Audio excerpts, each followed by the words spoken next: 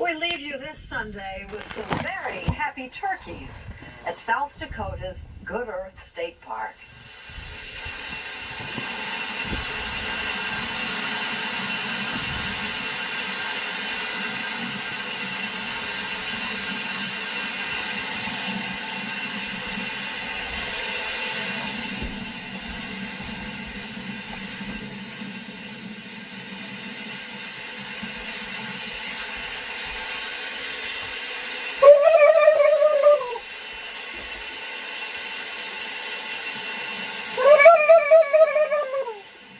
I'm Jane Pauley. We wish you the happiest of Thanksgivings. Please join us when our trumpet sounds again next Sunday morning. We've come to the time in the season when family and friends gather near to offer a prayer of thanksgiving for blessings we've known through the year.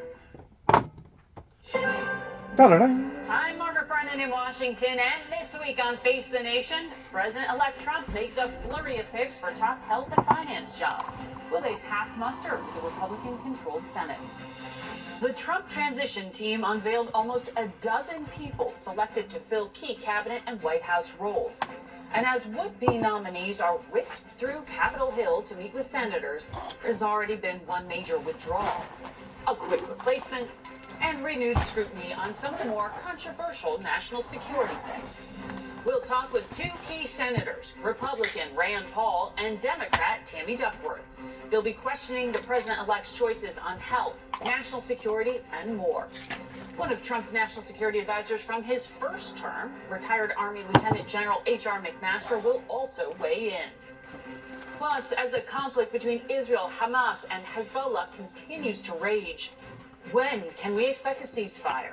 We'll ask Maryland Senator Chris Van Hollen, who has called President Biden's handling of Israel shameful and a policy failure.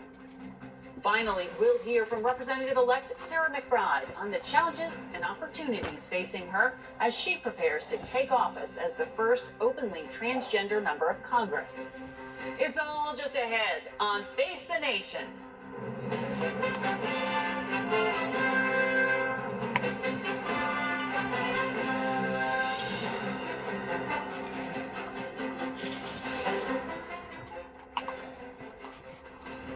Good morning and welcome to Face the Nation.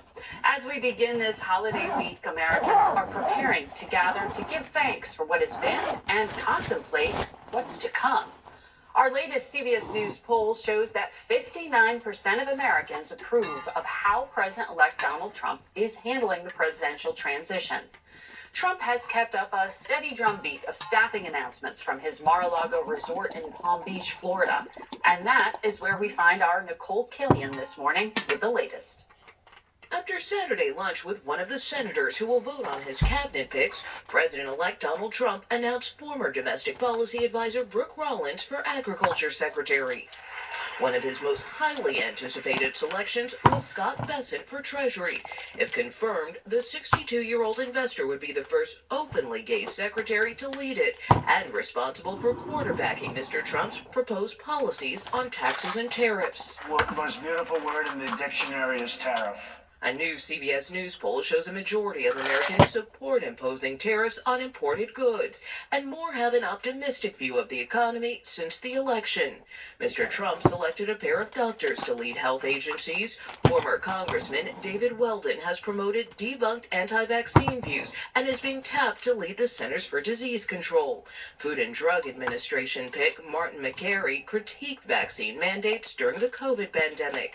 And Project 2025 architect Russ Vought plans to reprise his role as White House budget director, despite Trump's disavowal of the conservative policy blueprint. I have nothing to do with Project 2025. Our polling also finds many of the president-elect's well-known designees have more support than opposition, including Robert F. Kennedy Jr., Tulsi Gabbard, and Pete Hegseth. The former Fox News host picked to lead the Pentagon is drawing scrutiny over allegations of sexual assault in a 2017 police report. Did you sexually assault a woman in Monterey, California? I have, as far as the media is concerned, I'll keep this very simple.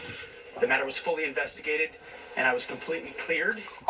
While President-elect Trump has filled out most of his cabinet, a few economic positions remain up for grabs, including U.S. Trade Representative and Small Business Administrator. Margaret? That's Nicole Killian in West Palm Beach, Florida. We go now to Kentucky Republican Senator Rand Paul. He is set to chair the Homeland Security Committee next year, and he sits on the Health Committee. Welcome back to Face the Nation, Senator.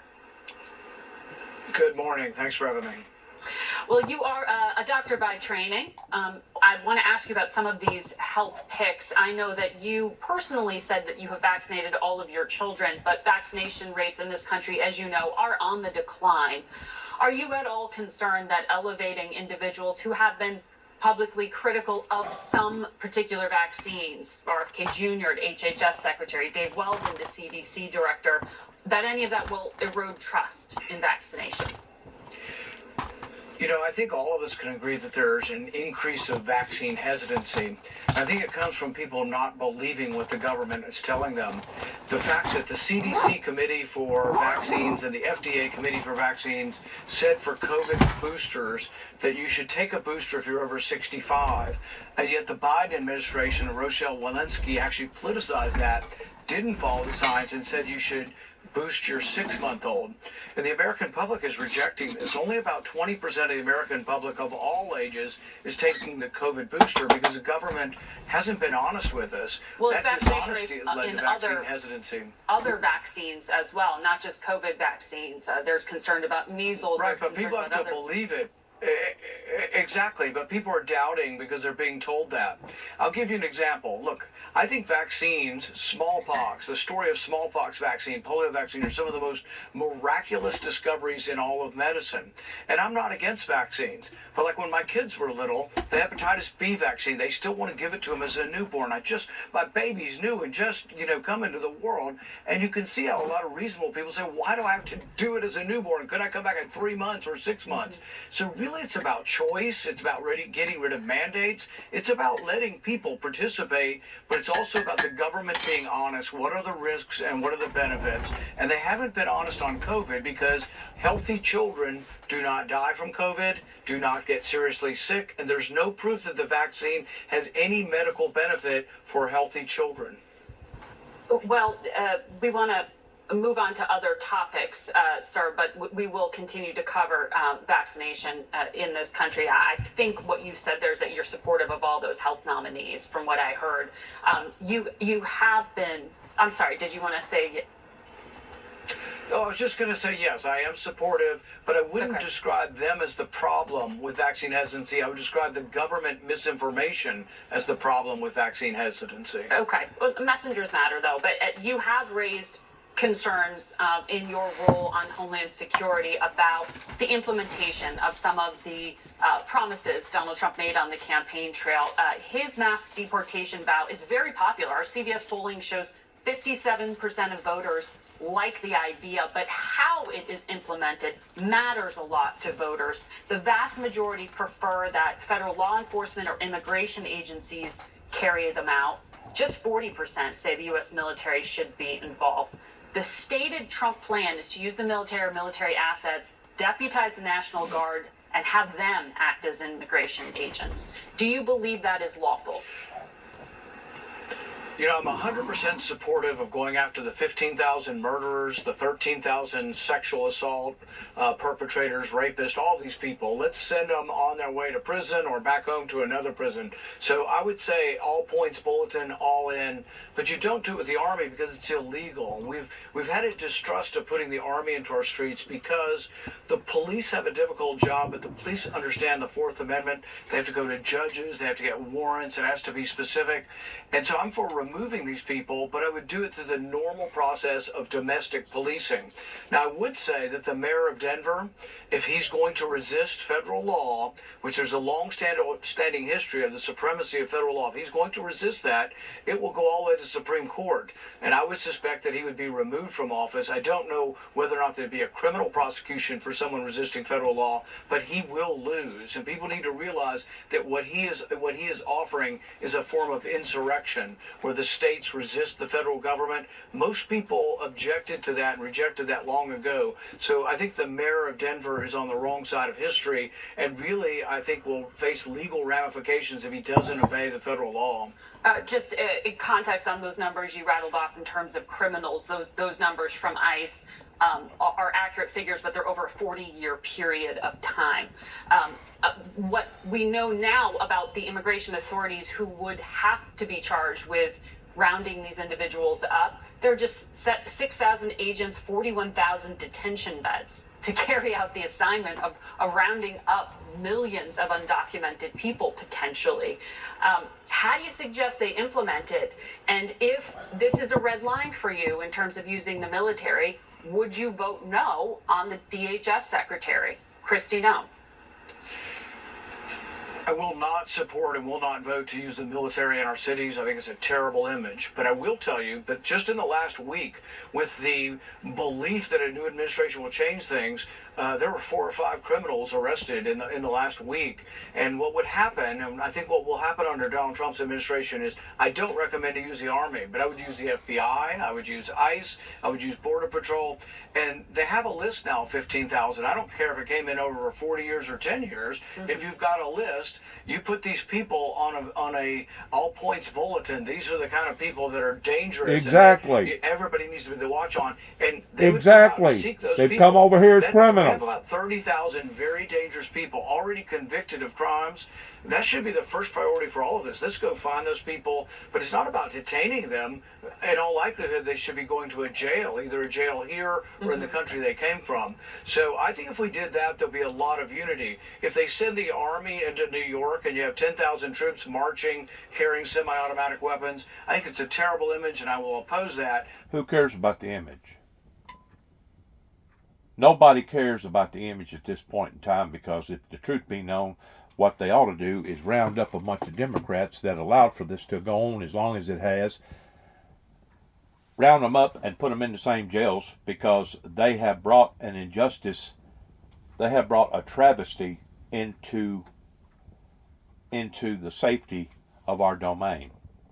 And that, in and of itself, I think goes beyond dereliction of duty, especially whenever you've known that was going on and you was told consecutively, consistently, hey, this needs to change, you need to stop this needs to change, and you continue to keep doing it, then it reaches, you're no longer under the statute of ignorance, now you're under the statute of intent. What was they thinking in allowing for this to occur? Because we do have laws. We are mandated by laws. And if we're not going to persecute the criminals that's coming over here illegally, well, that means we shouldn't persecute nobody. We should just let it just be a Wild Wild West show out here. You see what I'm saying? As far as justice for all. That's part of our legacy. Justice for all. And it don't matter if you're green, yellow, blue, black, or white. Justice for all. If you've come over here and you've broken the law, then you need to pay. If you can't do the time, then don't do the crime. But basically, this administration that we're walking out of has basically duped the people. And you wonder how come that people don't respect our laws and respect the police and respect the things that we mandate. Well, that's why. That's exactly why. They're just words. And that's how they look at it. It's kind of like telling a child, hey, if you do that again, I'm going to discipline you, I'm going to spank you, or I'm going to do this, I'm going to do that to you. And then when the child does it, then you don't do it. Well, what kind of signal did you just send to that child? You just sent a signal of you're full of it, Mr. or Mrs. Parent, and you don't mean what you say. And because of it, just gives little Johnny or Sally that much more of an edge towards being defiant in the home. I'm just using that for an example, that it works the same way with people, grown-up people, that if you tell them that you're committing a crime and you don't mandate punishment for that crime, well, then why should you mandate any punishment for any crimes? See what I'm saying? It does put out a bad image, but the image has already been imaged. The image has already been done. Now we need to clean up the image. Which is how? By making it mandate. And putting men and women out on the streets that can take care of this problem. That never should have existed to begin with. I've never seen America doing what America's doing right now. I've never seen this. And to be quite honest with you, it's actually become not just upsetting, but it's become scary to think that we have people that's in office that we hire to take care of us, to protect us. It's the same kind of ordeal that I went through right here in the state of Tennessee in Weakley County, that, you know, you hire people and you put them in positions to basically take care of your citizens in that county. And then whenever they wasn't taking care of us, after we hired attorneys and went to court and hired attorneys and went to court again and again and again, and then all of a sudden they want to turn the tables around to the point that now I'm the bad guy because my brother and I are concerned about the lives of little children across the street? What the hell has happened to our country when it comes to the officials that's supposed to be working in the pretense of their citizens? It's awful. I've never seen it like it is right now. It's shameful. So whenever you get to talking about the image, my brother, the imagery has already occurred. Now it's time to clean up the image, even if you do have to use state military force. Hopefully we won't have to use federal military force pertaining to actually calling out the U.S. Army and Navy and the Air Force and the Marines and etc. Hopefully we won't have to get them involved. But as far as getting state military, the National Guard, yeah, I think that's what it's going to take to break this yoke that has been put upon to us that never should have been put upon to us. It's a stumbling block. It's a burden. But it's not that I oppose removing people. I just object to what has been against the law for over 100 years, and that's using the arm. He's objectionable to the degree of how we're removing the people. Well, if this is the best way of doing it, if this is the cleanest, easiest way of doing it without endangering other people's lives, I'm going to say go for it. If that's what it takes, bring in the National Guard. That's the reason why those guys sign up. They sign up to put boots on the ground in case of a dire emergency. Well, that emergency can be in the form of a tornado. It can be in the form of a flood. It can be in the form of a hurricane. It can be in the form of an invasion. It can be in many different forms. It can be in the form of trying to maintain order if there was a biological disease that broke out. Something similar to COVID. If I'm not mistaken, I've seen some National Guard people that was working the tents and helping bring in food and making sure people was mandated with shots and etc. If I'm not mistaken, that was looked upon as being an emergency situation. The federal government has control over the state governments. The federal government can tell these governors what we're going to do and how we're going to go about doing it. All on the bill of the federal government.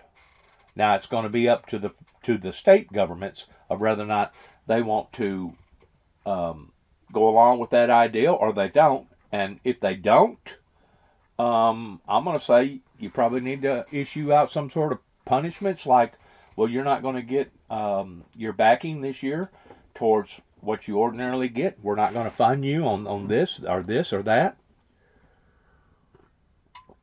There has to be some sort of a way to mandate even the mandators to making sure that they do what they're supposed to do when it's time to do it. And like I said, if the truth be known, this went way, way, way beyond ignorance pertaining to gross negligence.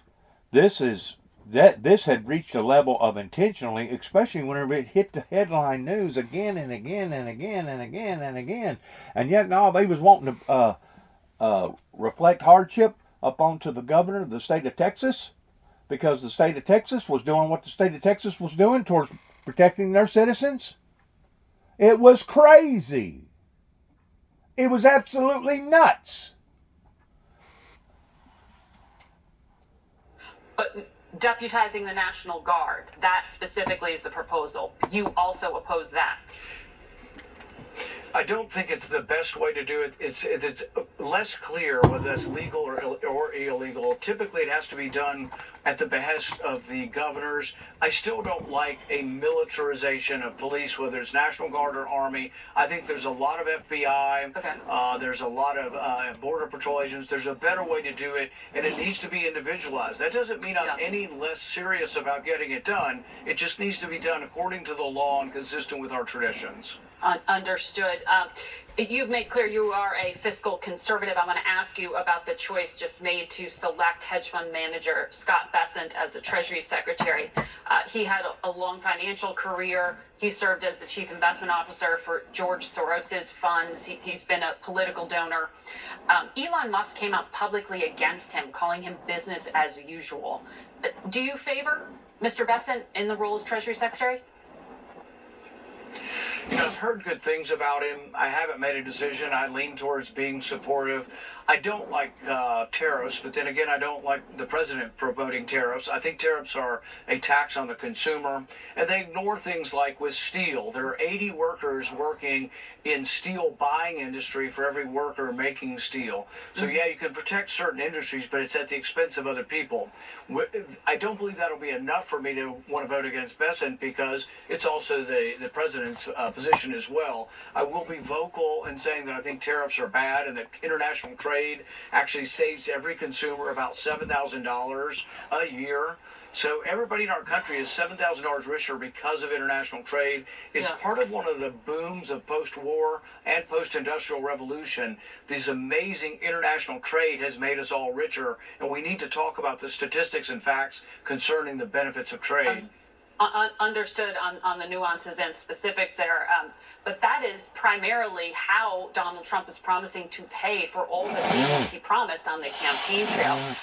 As you know, the federal debt is past $36 trillion as of this week. His proposals to lift taxes off of tips, overtime, Medicare, Social Security, give tax credits, that could add as much as $8 trillion more to the deficit, according to the Committee for Responsible Budget.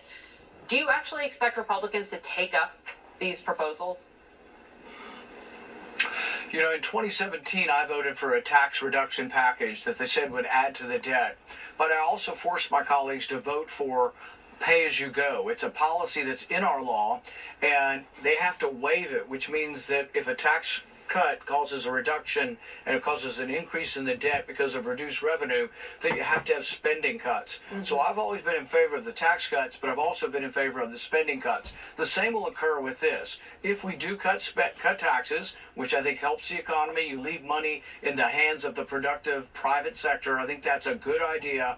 But if you do it, I would cut spending, and there will be procedural blockade or procedural votes that I will force that says that we should also cut spending as well.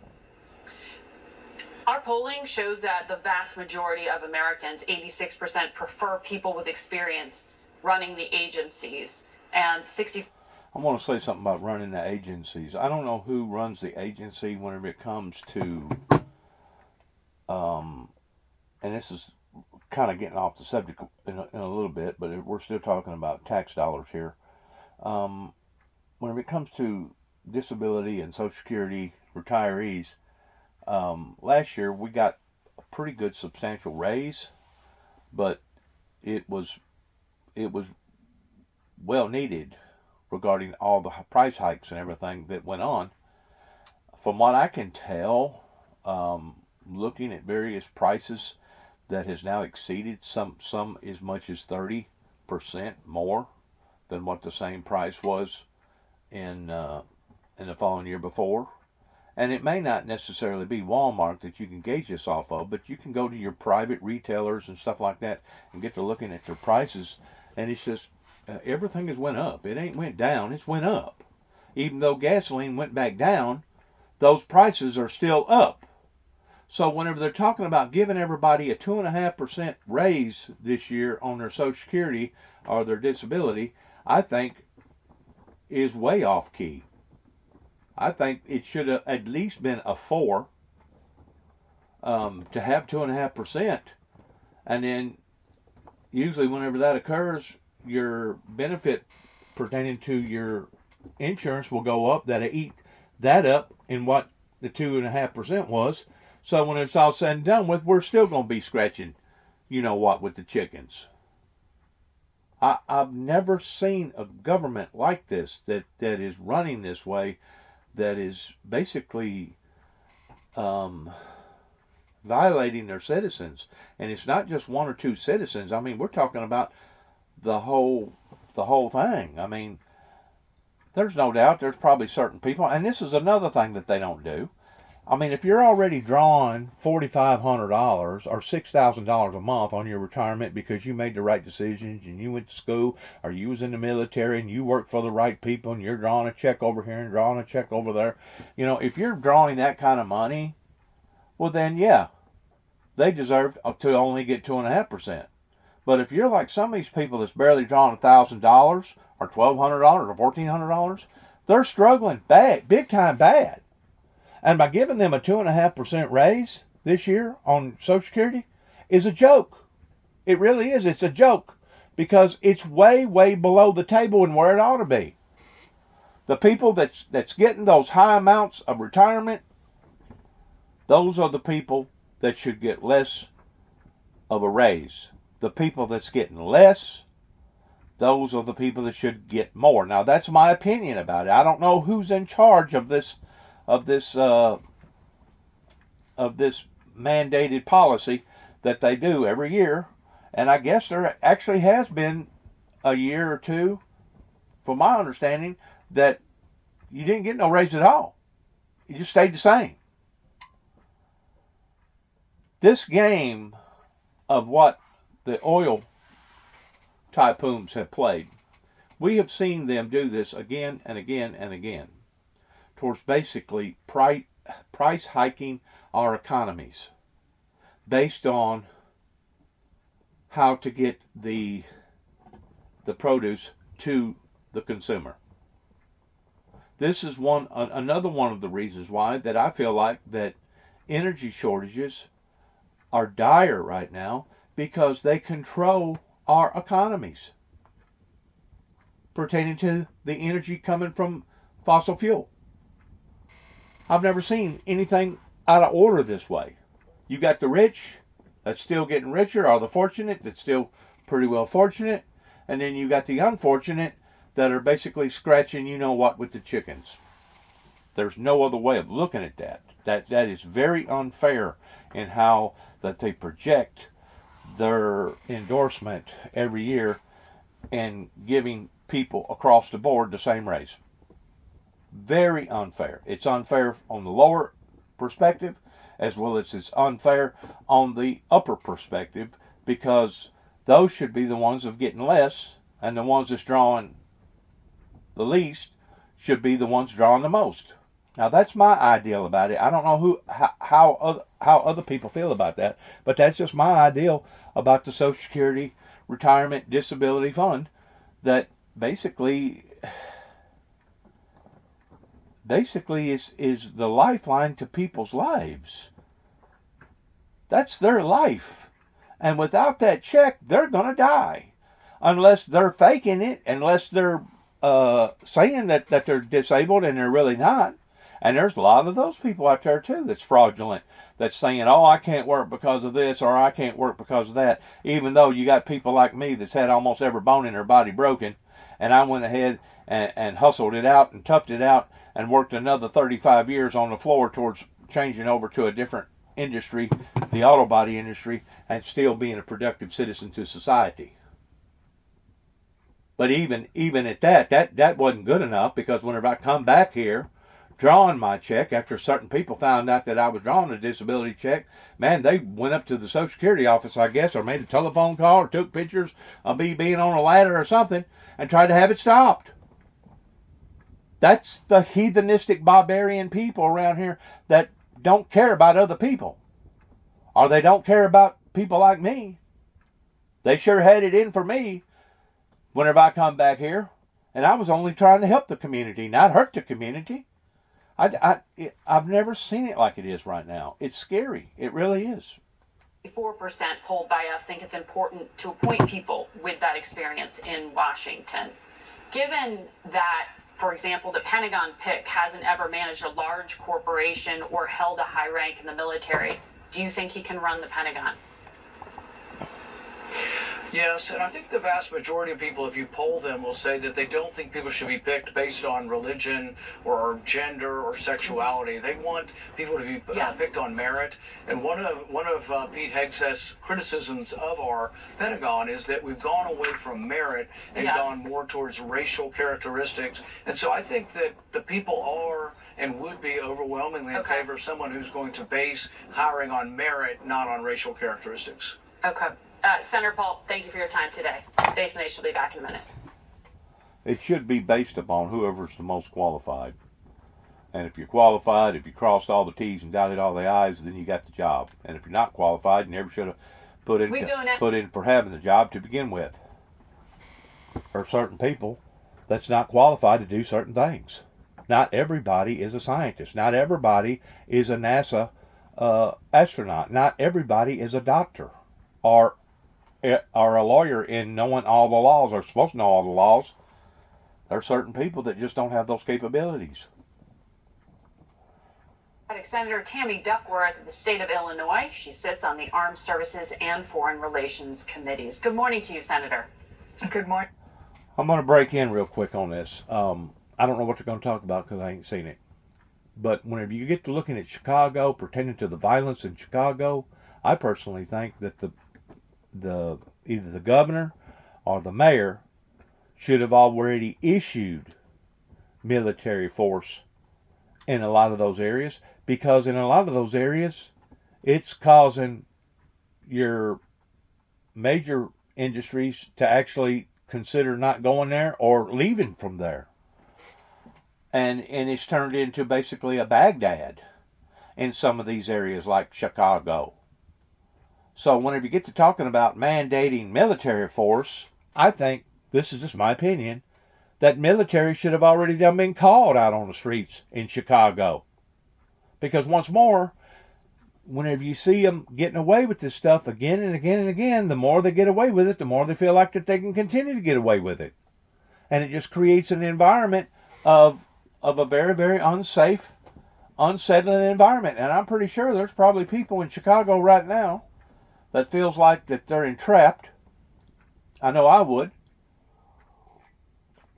You've got a piece of property, or you're already stuck in the position that you're in, and it's not like that you can just jump up and walk away from everything and leave and start all over again. So a lot of them people are confined. They're basically entrenched in that kind of environment. And sometimes Chicago on a weekend will get 25, 30 deaths just in one county, in Cook County alone. That ain't counting the injuries, and that ain't counting the people that never reported any type of injuries. That's a Wild Wild West show. That's Baghdad. That ain't safe for children. That ain't safe for a 10, 8, 6-year-old child to be walking around being exposed to that type of environment.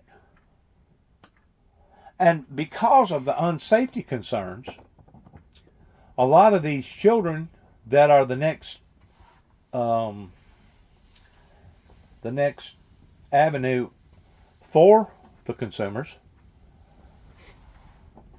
for the business people, rather than them go to the malls now,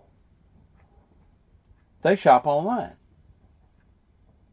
which is causing basically your retail stores in your malls to struggle or actually shut down. There's actually malls that is actually shut down.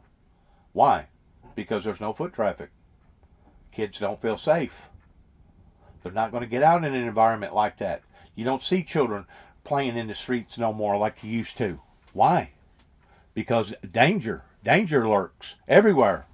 And because it's an unsafe area, and because you can't trust nobody, you can't really blame the children for not wanting to get out there and expose themselves to that type of environment. So what do? They stay at home. They play something box on TV, or they play games or Nintendo games, or they order online towards getting their products brought to them. That's what they do.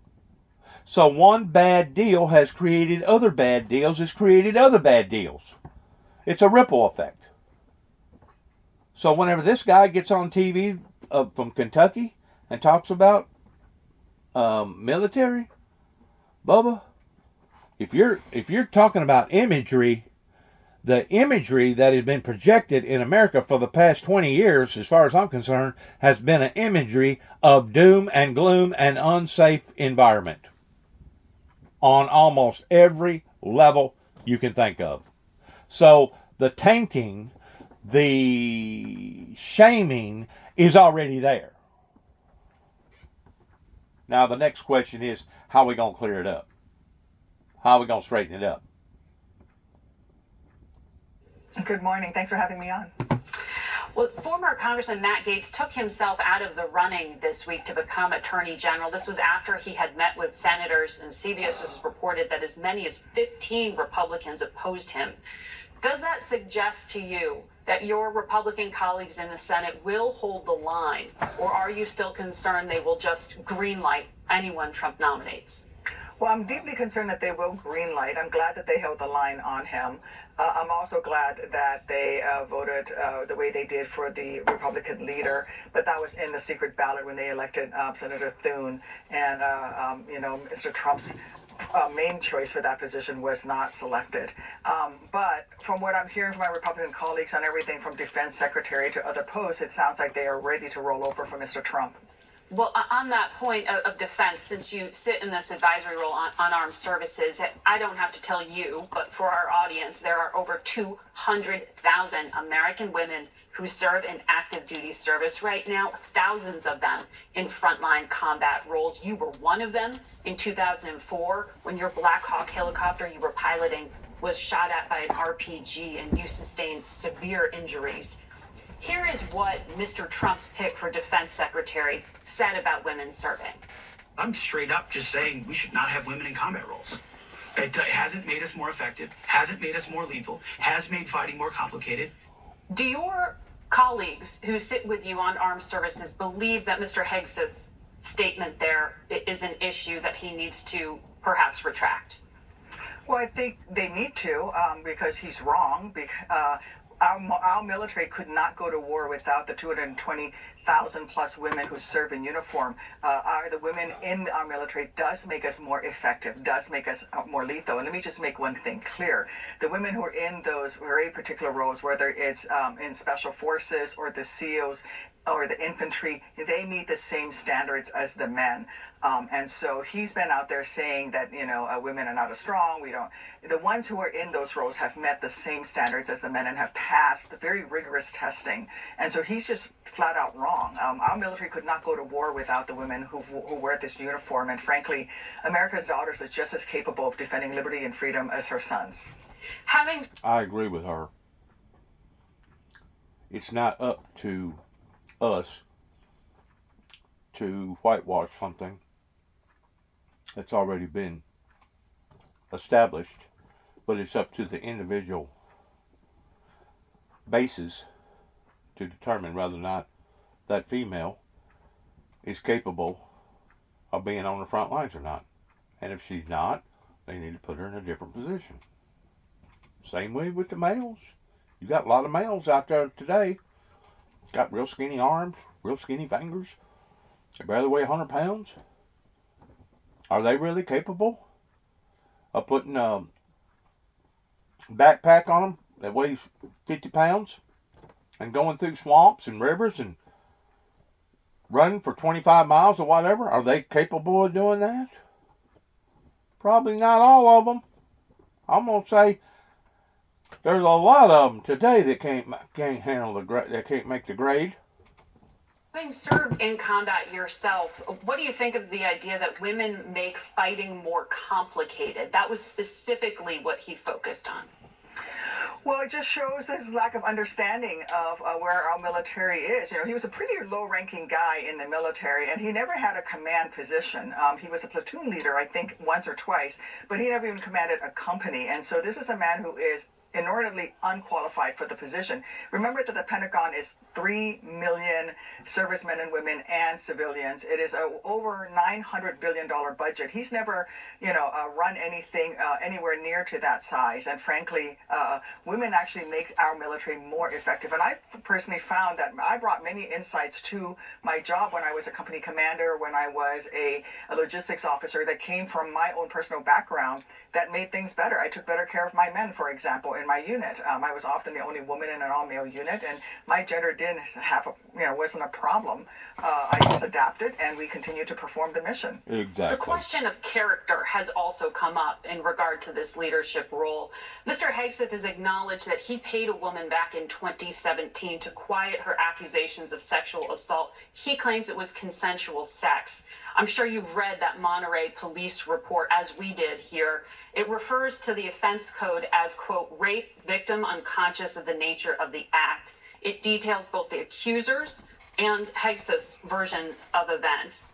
Here's what Senator Mark Wayne Mullins said it shows. Two people flirting with each other. Is the committee going to speak with the victim to ask if this was a misunderstanding?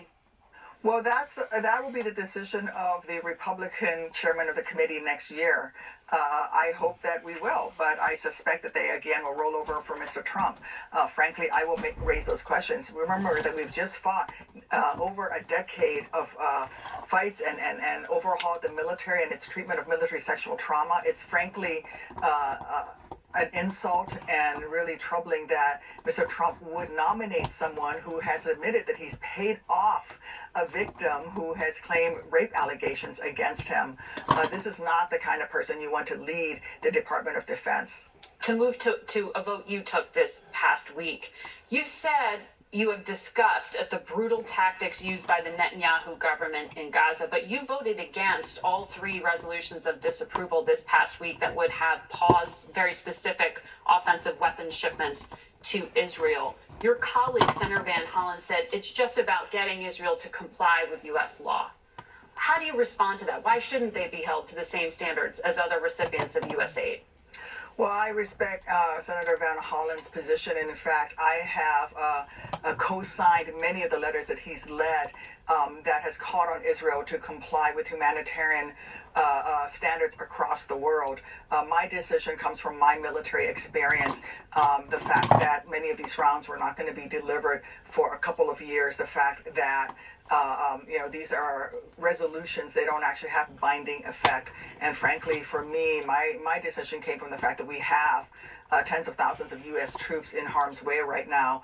And I am deeply concerned that a resolution that doesn't actually do anything might embolden Houthis and the Iranian regime and Hamas to further target and American troops abroad. So I respect Chris. He and I are good friends. We were freshmen into the Senate together, but we come at this from slightly different angles. Mine from 23 years of military experience, but I do share his concern about the brutal way that Israel has acted in Gaza, and I've co-signed many of his letters. Our polling shows that there is a desire among the American people to see Democrats and Republicans work together in this future Trump administration. With that in mind, I'm looking at some of these nominees, including Trump's pick for labor secretary. She is drawing praise from unions because she is perceived as pro-union. Could you see yourself supporting her or any of the other nominees? Absolutely. What I would need to do is have a chance to sit down and talk with each one of these nominees and listen to them and hear what they have to say. I think Congressman Collins over at VA, he's the nominee for VA, is another person I can talk with. In fact, I worked with him when I was in the House a few years back. I'm going to evaluate each one of these candidates based on their ability to do the job and their willingness to put the needs of the American people first, and not be on a retribution campaign for Mr. Trump. So it's about, are they willing to be independent and do the job that they are being nominated to do? And are they competent and qualified for the position? Senator Duckworth, we appreciate your time this morning. Thank you. And we'll be right back with a lot more Face the Nation. Stay with us. She sounded pretty reasonable to me. She wasn't going way overboard.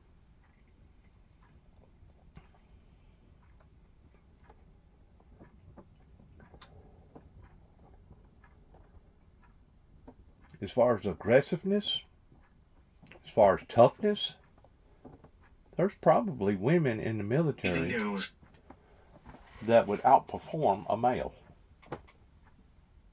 Could run further, could tote just as much weight, could swim just as much, could go through the rivers and the creeks and the canyons. There's probably women in the military right now that will outdo a great deal of the men in there. I'm not saying it's going to be across the board everybody, but there's probably some women in there right now that are tough. They're tougher than nails.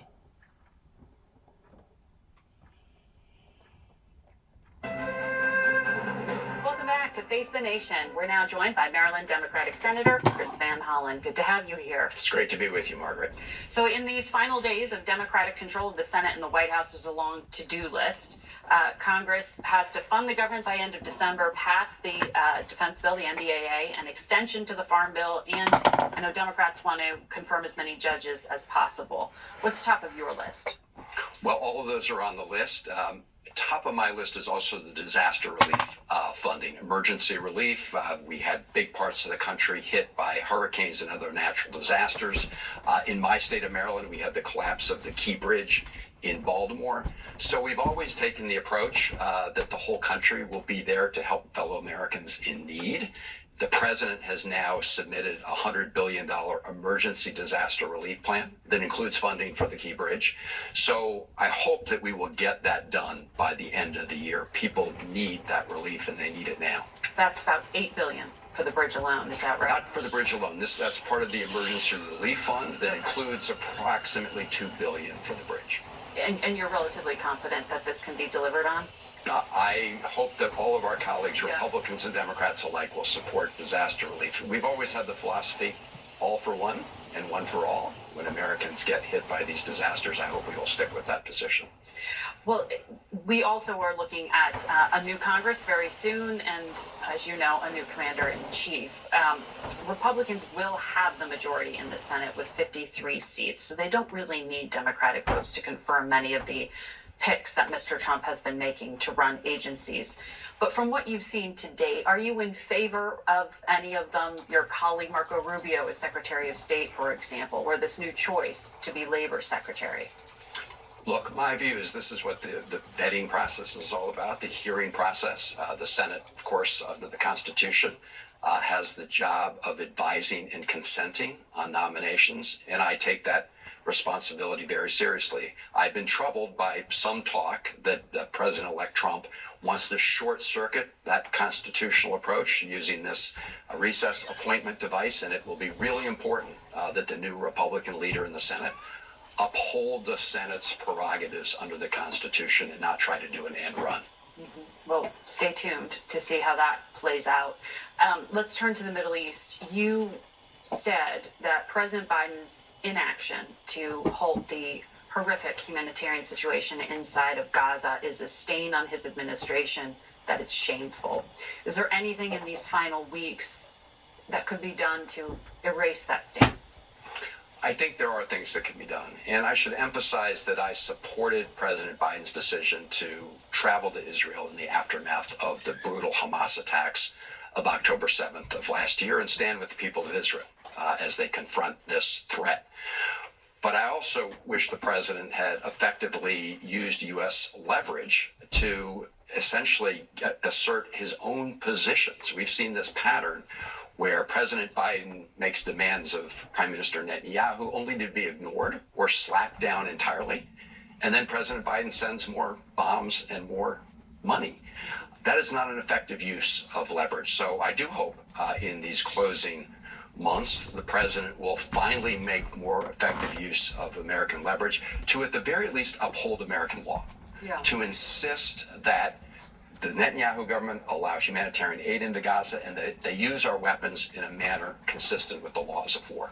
So you take a nuanced and specific stand on that, upholding U.S. law. This is often characterized, though, as being for or against helping Israel. There were 19 senators, you were one of them, who voted this past week to pause specific shipments on 3 different groups of weapons, offensive weapons, to Israel. You said the State Department's reviewing 500 incidents where U.S. weapons were used and caused unnecessary civilian harm. The State Department has said Israel's doing things to fix the situation, which is why weapons continue to be greenlit. Are you suggesting that's a lie? I'm suggesting that the President of the United States is not fully complying with American law on this question. If you look at the letter that was sent by Secretaries Austin and Secretary Blinken to Israeli authorities in October, you look at that final paragraph, you'll see that they're complaining about the fact that there is no effective mechanism right now for getting to the bottom of claims of civilian harm. The State Department has, as I said, about 500, as you said, and we haven't gotten to the bottom of those. Why? Because the process is broken, and I would argue that there's not been the will to fix the process because a lot of people don't want the process to produce the obvious answer, which is there have been many cases where we've seen U.S. weapons used in violation of international humanitarian law. In fact, if you go back to the NSM 20 report, earlier this year, the Biden administration said specifically that there was a high likelihood that U.S. weapons were being used in violation of international law, and yet they've done nothing in the intervening period to enforce that. When I've pressed U.S. officials on this privately, they've said, what do you want us to do? You want us to put in a halt for a few weeks and then Donald Trump reverses it? What's the point? How do you respond to that? Well, the point is they should have been doing this for a much longer period of time. The president had ample opportunities over the last year. There are many people in the administration, at the senior level, who told me that this war was going to come to an end back in January. I've met with hostage families on numerous occasions who've been calling out Prime Minister Netanyahu for not agreeing to a ceasefire and a return of their loved ones. Minister Gallant, the defense minister in Israel, was fired because he wanted to prioritize the return of hostages. And yet President Biden has never called out Prime Minister Netanyahu for his obstruction on this, even though those families I've met with are calling him out.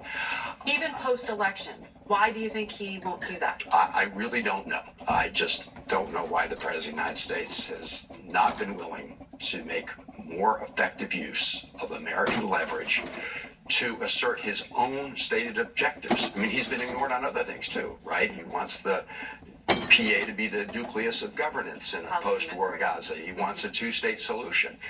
Prime Minister Netanyahu has not only ignored those, he's gone out there and bragged about how he's blocking President Biden's efforts.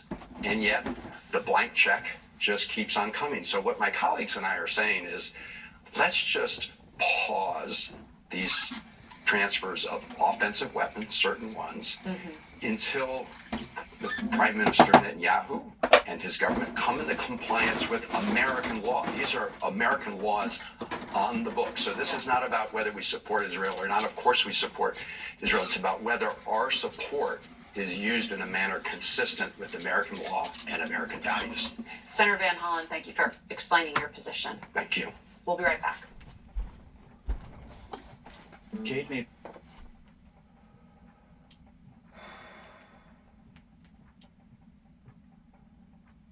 A lot of rambling, ain't it?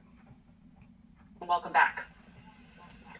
Good morning, Margaret. Happy Thanksgiving. Happy early Thanksgiving to you. I want to ask you about the geopolitical threat right now that the next commander-in-chief will be walking into the Oval Office and facing. In these final weeks of the Biden administration, Ukraine has started using US-made ATACMS, a type of longer-range missile to strike within Russian territory. President Biden also approved anti-personnel landmines. The aim is to get them on stronger footing before Trump takes office. Can these weapons quickly make a difference? They can make a difference, Margaret. Really, it made no sense to not allow the Ukrainians to fire those missiles at the bases that Russia was using to continue their onslaught against the Ukrainian people and Ukrainian infrastructure. And so it's another one of these examples how the Biden administration has taken this halting approach to providing weapons and then permissions to use weapons. And so I think it's important because both sides right now are incentivized to make as many gains on the battlefield as they can before the new Trump administration comes in. And you see Russia throwing troops into Ukrainian defenses. I mean, they're taking tens of thousands of casualties a month. I think it's really an unsustainable rate. And what the Ukrainians are doing now is trying to protect themselves from the onslaught, inflict as many casualties as they can, and they're trading some space for time and the opportunity to cause more attrition on Russian forces. So the next couple of months, I think, are really critical in terms of what is the next phase in the war in Ukraine. Well, President Zelensky said just yesterday that he's sure Vladimir Putin is trying to, quote, push us out by January 20th and try to demonstrate that he has the upper hand. He's not saying that, just as an observation. He is looking at the National Security Advisor, Mike Waltz. He's looking at the possible next Secretary of State, Marco Rubio, who has voted against Ukraine aid. The vice president-elect is against helping Ukraine. Can Ukraine get the upper hand here? And are these top advisors going to be persuadable? Well, this is a real problem, Margaret. I think what you're seeing is this delivers a psychological blow to the Ukrainians. Ukrainians are struggling to generate the manpower that they need and to sustain their defensive efforts. And it's important that they get the weapons they need and the training that they need, but also they have to have the confidence that they can prevail. And any sort of messages that we might reduce our aid are quite damaging to them from a moral perspective. I think, and what I hope, is that those who President Trump has nominated and President Trump himself will begin to see the quite obvious connections between the war in Ukraine and this axis of aggressors. They're doing everything they can to tear down the existing international order. I mean, heck, Margaret, North Korean soldiers are fighting on European soil in the first major war in Europe since World War II. Look at what China's doing to sustain Russia's war-making machine with the cash Vladimir Putin needs, but also with the equipment and the hardware necessary to build these missiles that are continuing this onslaught. Iran is providing the Shahed drones and missiles. North Korea is also providing 8 million rounds of artillery. So I think what's happened is so many people have taken such a myopic view of Ukraine, and they've misunderstood Putin's intentions and how consequential the war is to our interests across the world. Well, one of the things, and you are a historian, you've written quite a lot and looked at presidential decision making. One of the things you've written in At War with Ourselves was it is important, based on your study of the Vietnam War, to ensure that the president gets the best analysis and multiple options so he can make informed decisions. Do you think so far that Mr. Trump's choices for Director of National Intelligence, for Defense Secretary, are these individuals who provide the president with the best analysis and what he needs to hear, not just what he wants to hear?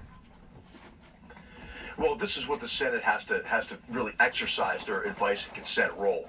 And I think it's worth going back to Federalist 76, where John Adams said, really, this advice and consent is so important to make sure the best people are in those positions.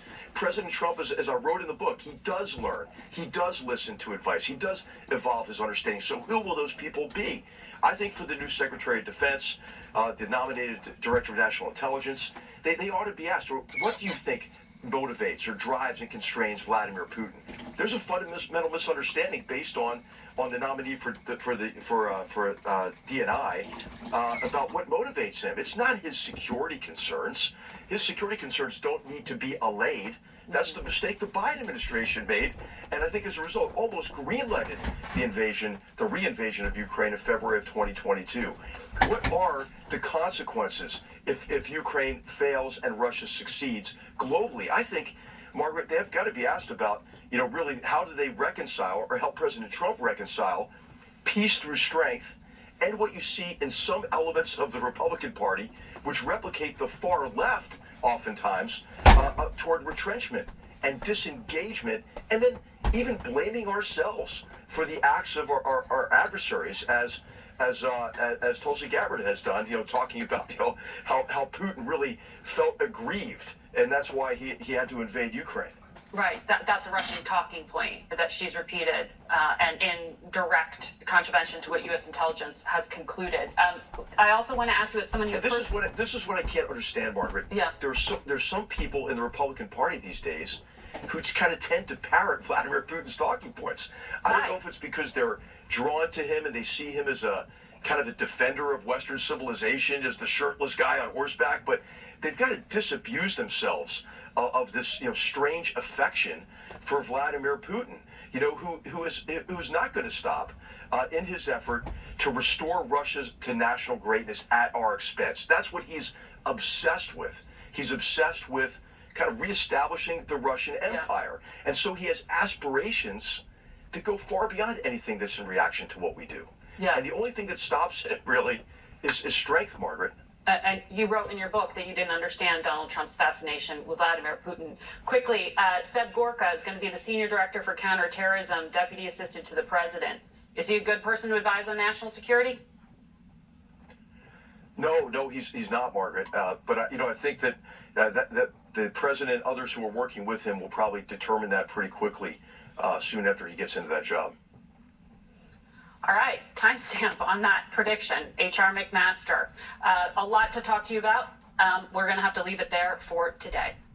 We'll be back in a moment. There you go. That's on Face the Nation. Miss Margaret, she's a good interviewer. She was elected to the United States Congress. She gets down where she needs to be towards asking the proper questions. And that's what it takes to be a good interviewer. She joins us now from the state she will be representing, Delaware. Democratic Representative-elect Sarah McBride, welcome to Face the Nation.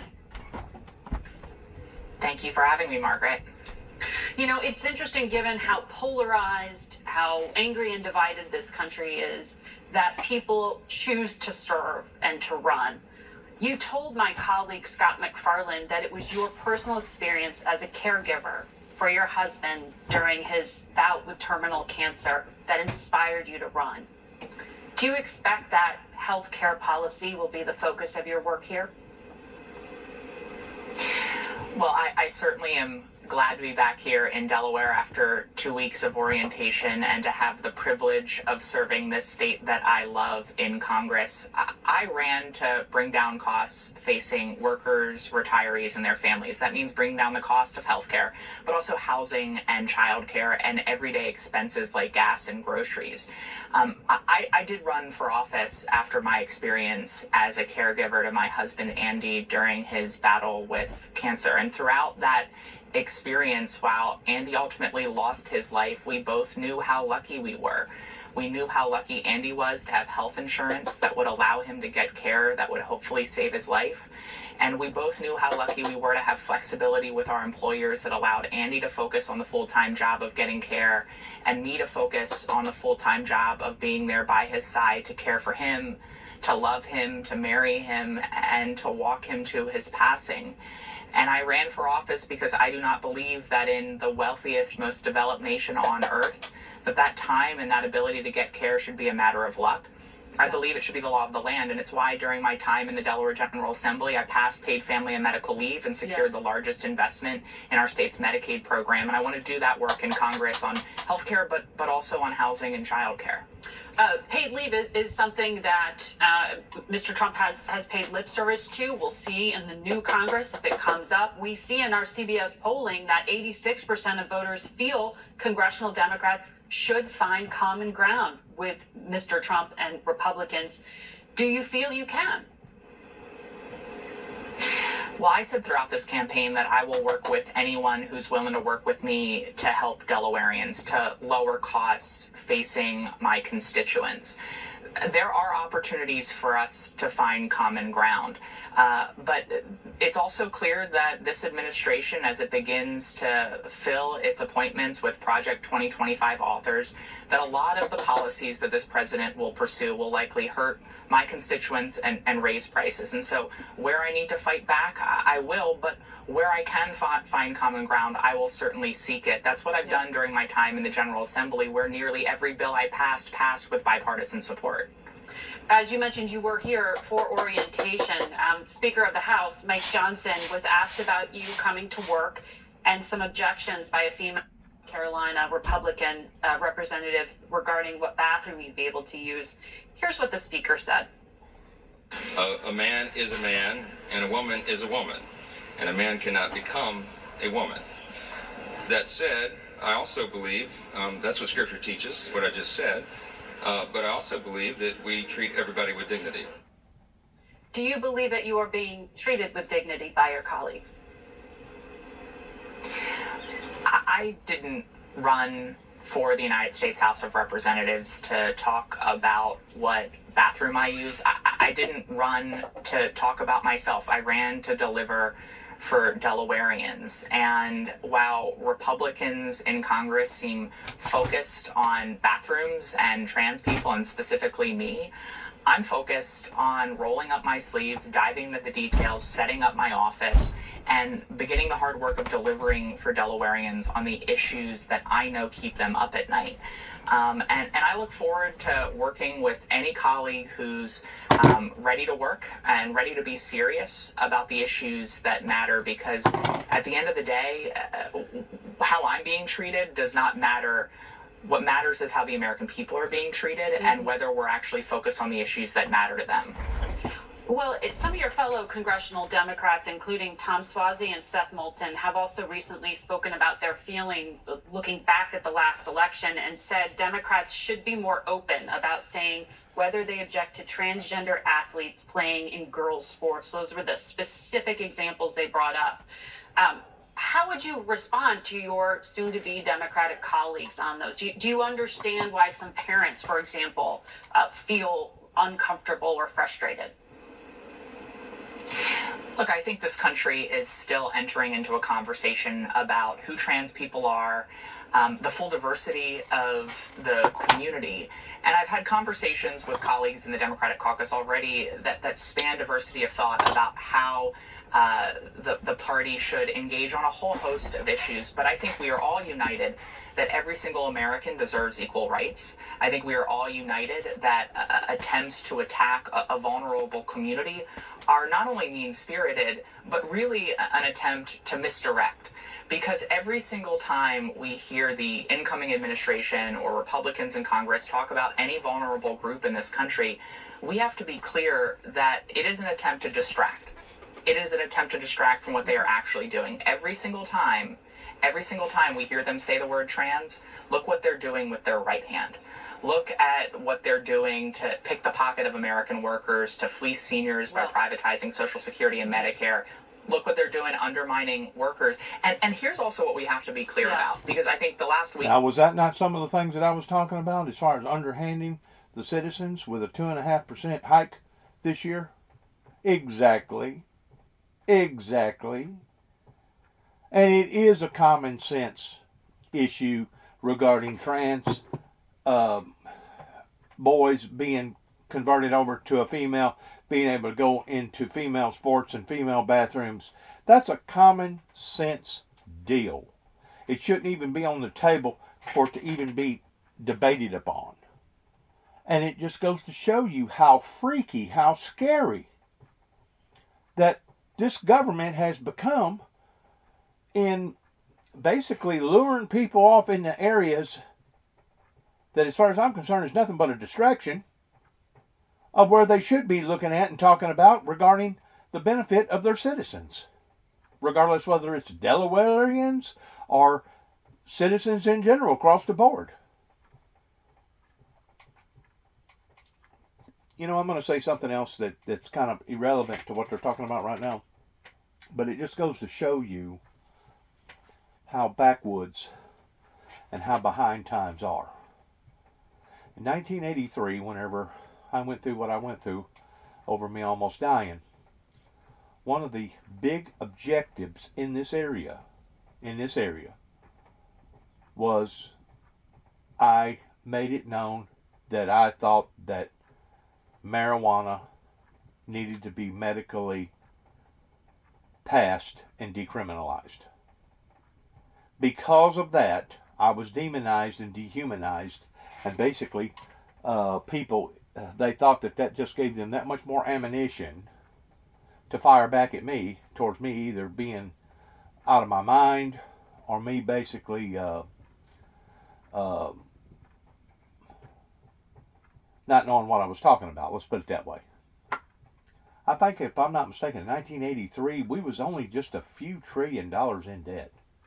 Just a few. I don't know the exact number, but it wasn't no 36 trillion like we are now, that they just get through mentioning.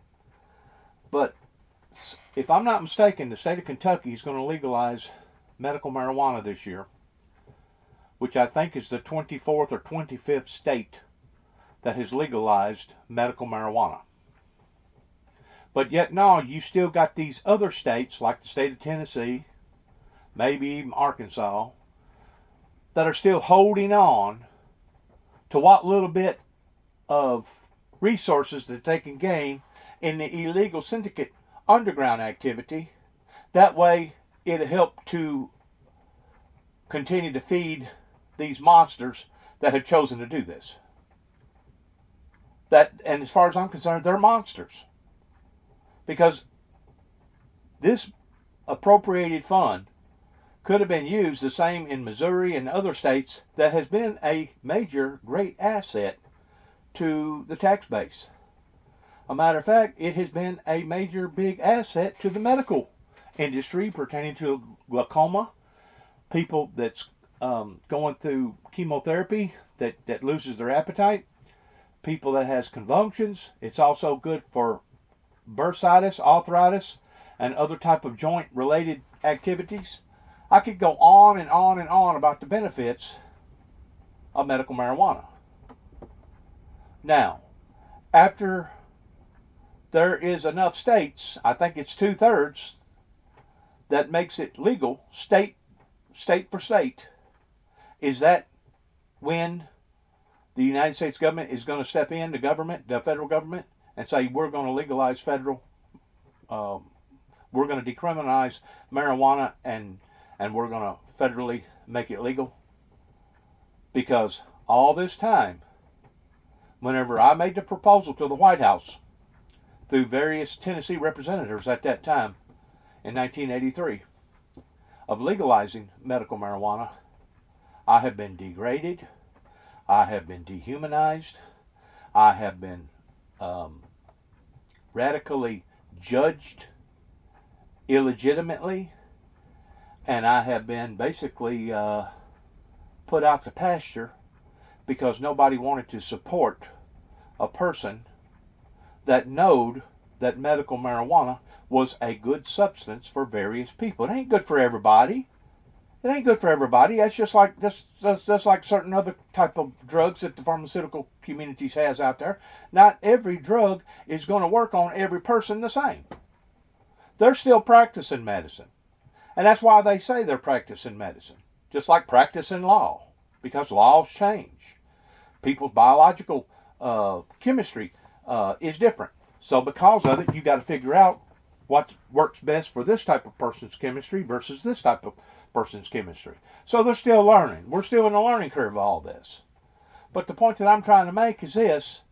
I tried to help this government. I tried to help the people of this government going back 30 plus years ago. Actually it was 40 years in 1983 is whenever I made the proposal, whenever I was degraded, dehumanized, and demonized because of.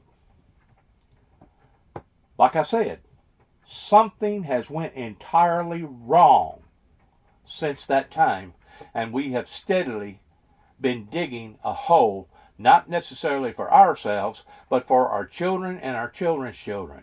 And you know what?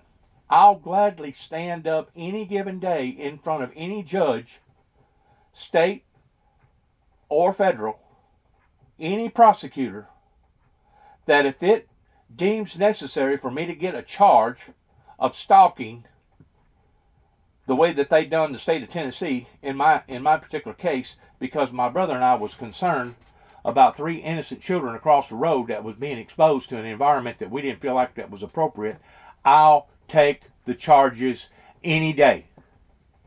Pile them on me head first, as many as you can put on me, because I'm going to protect children. My interest is for the future. It's obvious that the past pertaining to the baby boomers and the adults has made some irrational, wrong decisions, also beginning with not just mandating certain things pertaining to taxes, but also pertaining to global warming. They're the ones that has put us where we are right now, to the degree that we're all basically suffering the consequences on account of. So, you know, they can do whatever they want to do with their bathrooms. But the fact of the matter is, whenever you go to breaking common sense laws that was put in place, kind of like the laws of gravity, or the laws of this, or the laws of that, you're asking for trouble. You're asking for double trouble, and you're also asking for the Heavenly Father to no longer quit blessing that particular group, or that particular state, or that particular country because of their illegitimate behavior. And you have to admit, especially in the eyes of children, a lot of the stuff that has went on, especially since social media has basically been thrown into all of our laps, the way that it has, towards not having no guardrails on none of this stuff pertaining to children, you have to admit that this has not been appropriate behavior coming from the adults. Now, you can smear tactic all you want. You can try to run it over any way you want. But the bottom line is this. Whenever I was in MCC in downtown Chicago being studied in a mental evaluation, and I had an individual that was a professor, I don't know what college it was, to help me do some material work, and I paid him for that material work that he done. He handwritten all of it. Because of my bad grammar and spelling, he was more than glad to help me. Whenever I found out what he was in jail for, it absolutely astonished me. Of course, there was another individual that thought that he was better than the law, or smarter than the law, that actually went to another country so that he could abide by their laws and start going out with 12 and 13-year-old girls, basically being a pedophile.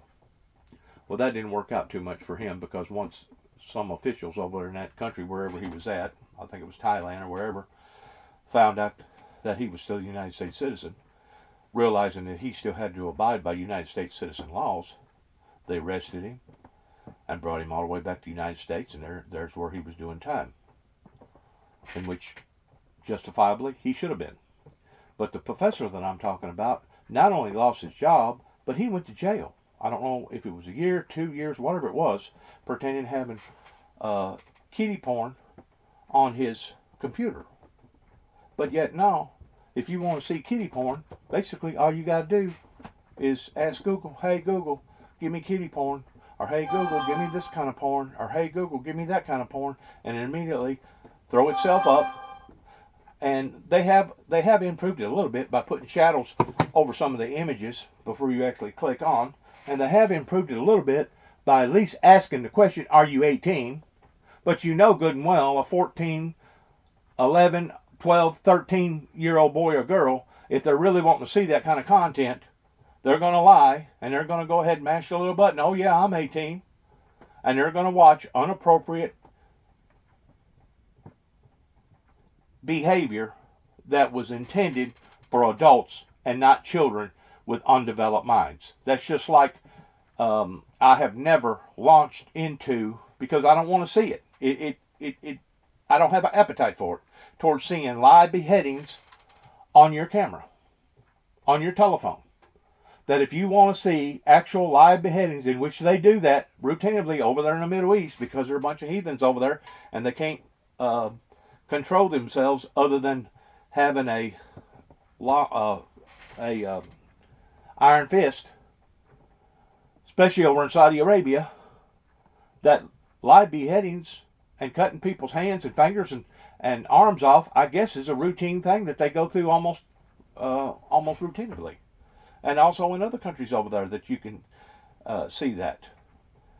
What made, and which I'm just touching off on a few things right here, what made the criminal offense so harsh regarding what Hamas done to the children of Israel over there, Jerusalem, was not only was they killing them people, not only was they raping them people illegitimately, but they was filming that material and putting that material out on the people's platforms to where now their friends, their loved ones, their closest allies could watch that going on during the time that it was going on. How much more brutaler can you get pertaining to psychological warfare than to do stuff like that? Evil has expanded itself. And I realize that the leader of Israel right now is caught in between a hard place and a rock towards him trying to protect his country and at the same time trying to initiate a signal or a message to the enemies that if you continue to do this, this is what's going to happen to you. I realize that he has gotten caught in a no-win-win situation. A no-win-win situation. Because evil expanded up onto his country and up onto his people. Until evil has been driven down, evil will continue to expand. Evil will continue to grow. Evil will continue to multiply. Not just here in Weakley County, Tennessee, Northwest Tennessee, but all over the country and all over the planet. Until you abolish evil, just like Dick Cheney talked about, that was the reasoning for them going into Desert Storm and Desert Shield, was to eradicate the axis of evil. Until we learn to do that as Christians, that there are certain stipulations that just because you're a Christian doesn't mean that you have to partake in. And whenever it comes to throwing your pearls before the swine, well, that's basically a commandment that even Christ told us about. Christ said, do not throw your pearls before the swine, because basically all they're going to do is abuse you. They're going to take advantage of you. And ultimately, whenever it's all said and done with, they'll be the ones that'll be laughing all the way to the bank while you're broke, busted, and ain't got nowhere to live or ain't got nowhere to function. And that's basically what's happened to the American people for the past 30 plus years, ever since the Reagans done what they done, in acting as if they wanted peace, but in reality is far from it. Matter of fact, I just got through writing my son a letter in response to him sending me or giving me $100 check, and he put on the bottom of it what was it for, and he put Jubilee's Windmill Ministries, which he misquoted the name, which I don't have no problem in that. But the fact of the matter is, I'm hesitant about a record being created by my son or by anybody as far as that goes towards me asking for any money for the ministry, because once money exchanges hands, that's whenever Uncle Sam thinks that he owns you. He owns you under the pretense that now you got to go by certain rules and regulations. And if we find out that this group of people, that's now 2 or more, which is considered a conspiracy, is bringing harm or hurt or intentional harm or hurt to the American government, in which that was not my intent ever, ever, never was my intent. You have basically dug your own holes. What you have done has backfired on you right here in Northwest Tennessee, pertaining to the officials. And even to this day, like I told my son, I said, I don't see no government officials supporting the windmill ministries, even though the windmill ministries have been supporting peace and utopia the whole time. And I go, odds are they probably won't. And what they're actually looking for, they're looking for any type of leadway, any type of hook and crook. They're looking for any type of misdotted I or crossed T. That way they can come after me and put me away. And I've identified that, and I've identified that, and I've told people about that, and I've told people about that, and they can snigger, laugh, they can deny it all they want. But the bottom line is, this message coming from the messenger, which is me, has been rejected.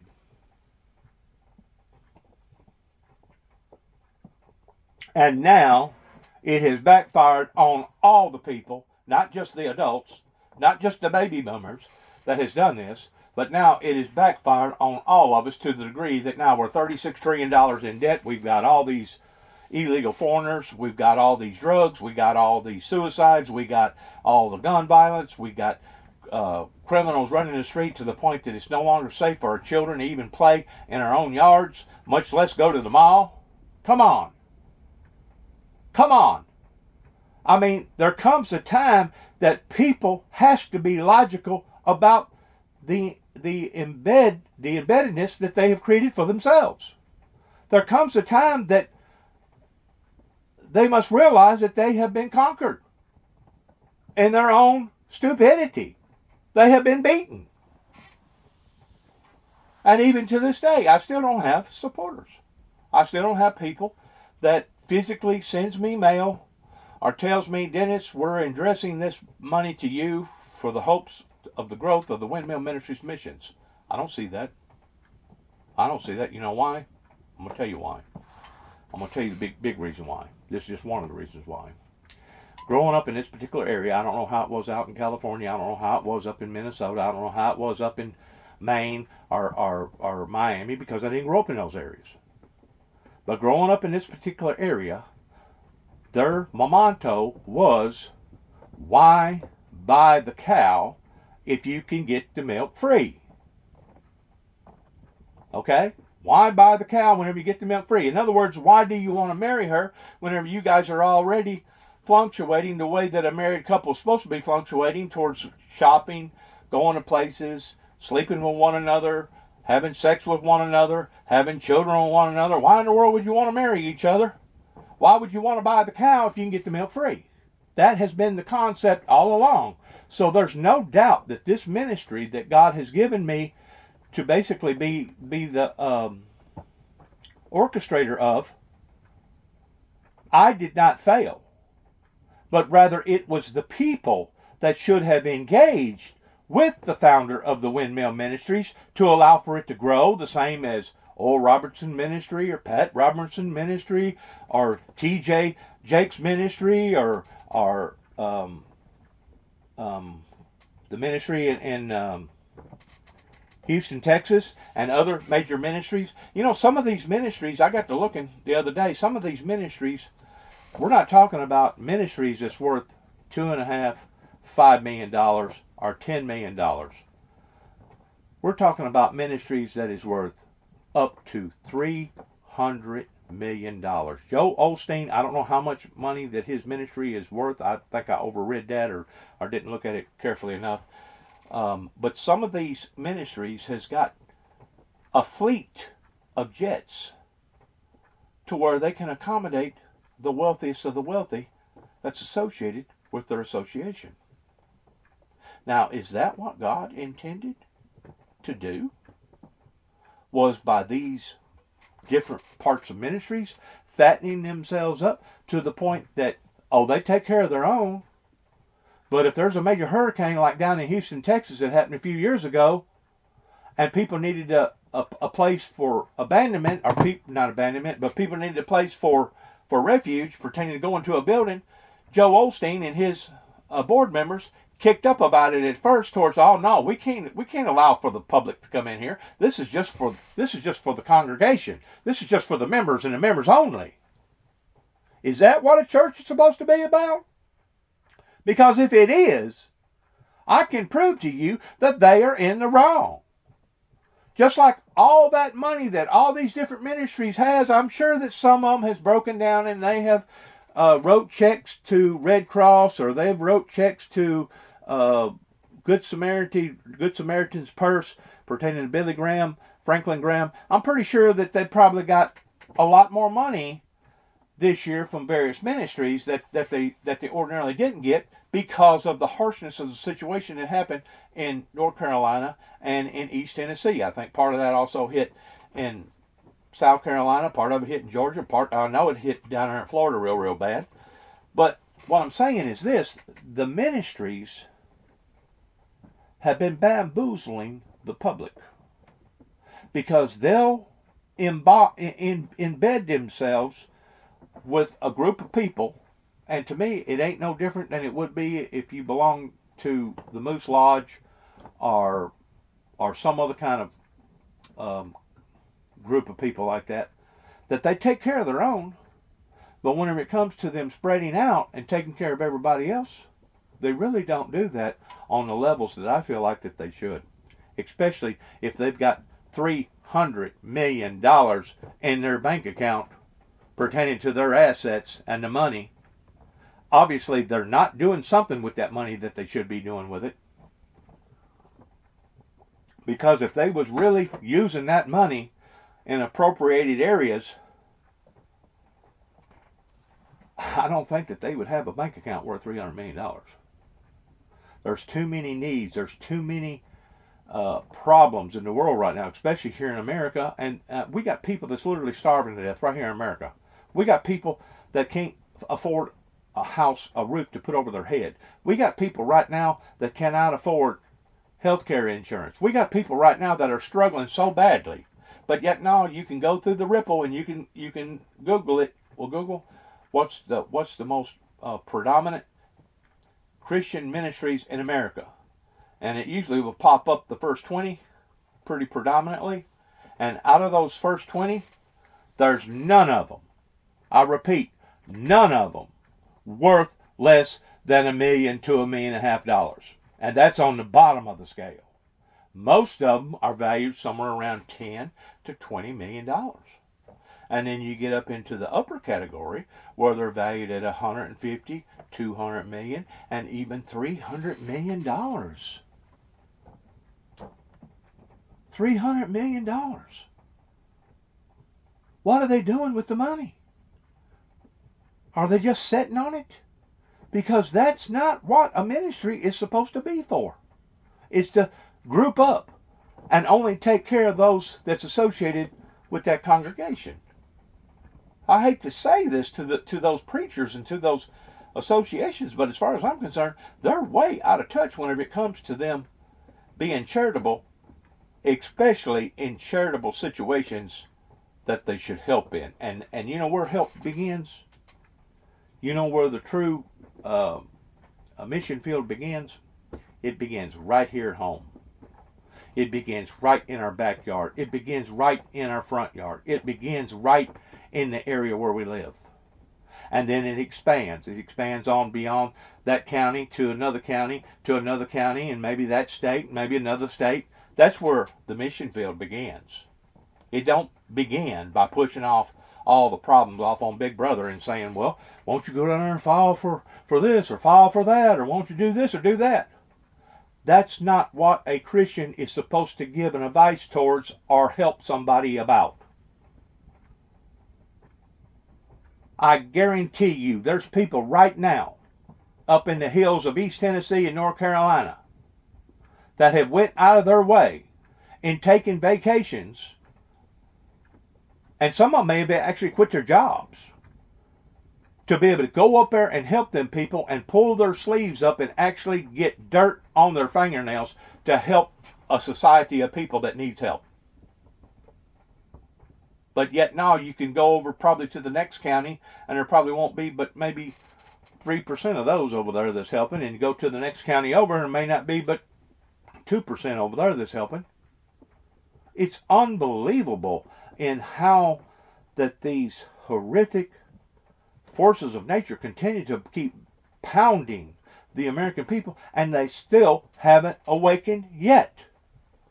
So I tend to wonder if I really am dealing with a doomed society. That's the reason why I had to write a letter to my son today digitally and tell him, I hope you and your family for a good Thanksgiving. I recognize that you had empathy towards you writing out the check for $100, but I had to cut the check up, had to write void on the check because I was afraid that if they find out that you're involved in supporting a ministry that your dad has been involved in, and also him, he was involved in the First Crusade going up into New York, 1989, that I'm afraid that if we leave a track record to where there's 2 or more, the next thing you know, they'll use it in the form of being a conspiracy, even though the American people need people to support peace. They need people that supports love and grace and forgiveness and giving people a second and third and a fourth chance. They need somebody to tell them that drugs is wrong and treating people the way that they're treating people is wrong. But I've been, ostracized.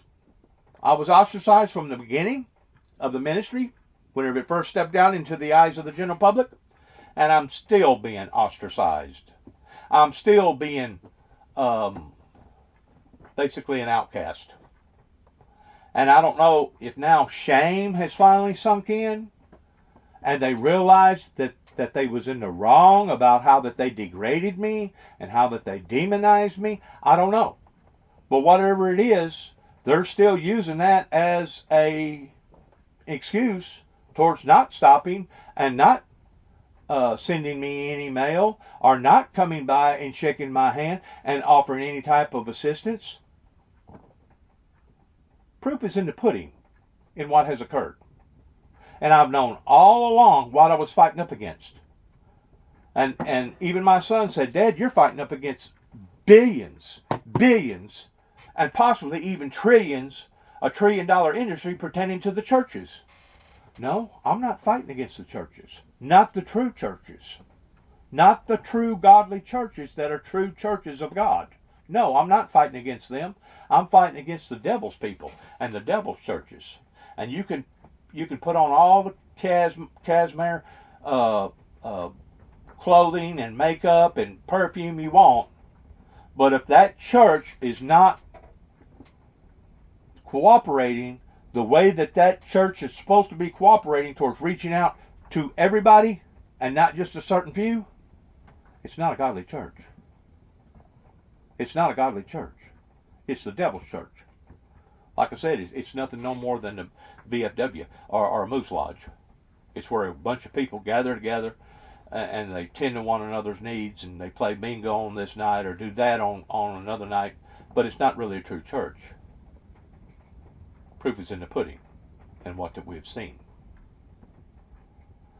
So whenever it comes to peace, true agape, anointed peace, I still stand just as firm today, November the 20th or something like that. I still stand just as firm today in making the statements that I make, that as far as I'm concerned, these people are full of it. They have been full of it for years and years and years. It's November the 24th, Sunday. They have been full of it for years and years and years. It's one thing to not agree with a ministry, and it's another thing to actually attack the ministry. And that's exactly what has went on here again and again and again. Or certain officials has neglected the founder of the ministry, hoping that there'll be blood on the floor, or hoping that I or my brother would shoot ourselves in the foot. We know what has went on in Northwest Tennessee.